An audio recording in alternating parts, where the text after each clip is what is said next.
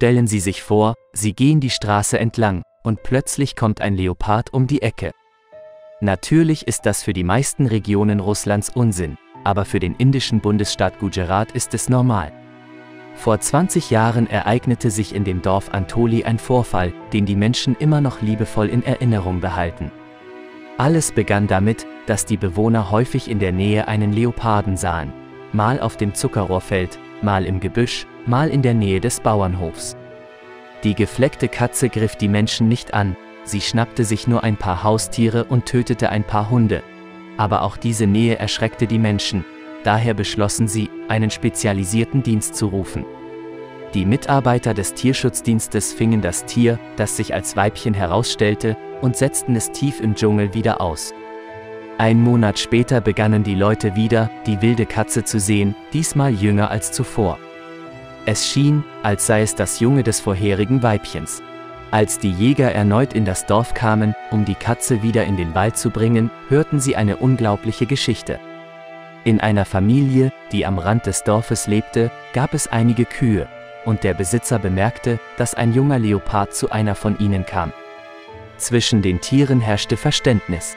Anders als die anderen Nachbarn im Gehege wurde die Kuh nicht nervös, wenn sich der Raubtier näherte.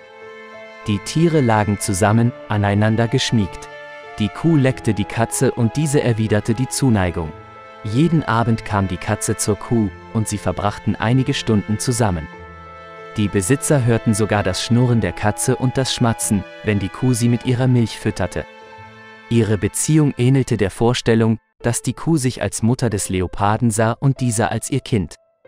Das ungewöhnliche Paar wurde schnell bei den Einheimischen beliebt, und die Menschen begannen, nach erfolgreichen Fotos der Kuh und der gefleckten Katze zu jagen.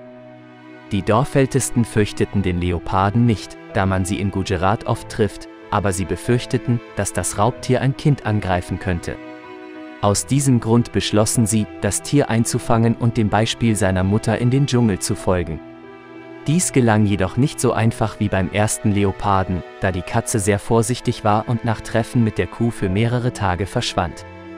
Das letzte Mal verbrachte der Leopard die ganze Nacht neben seiner Mutter, bevor er für lange Zeit in den Wald verschwand.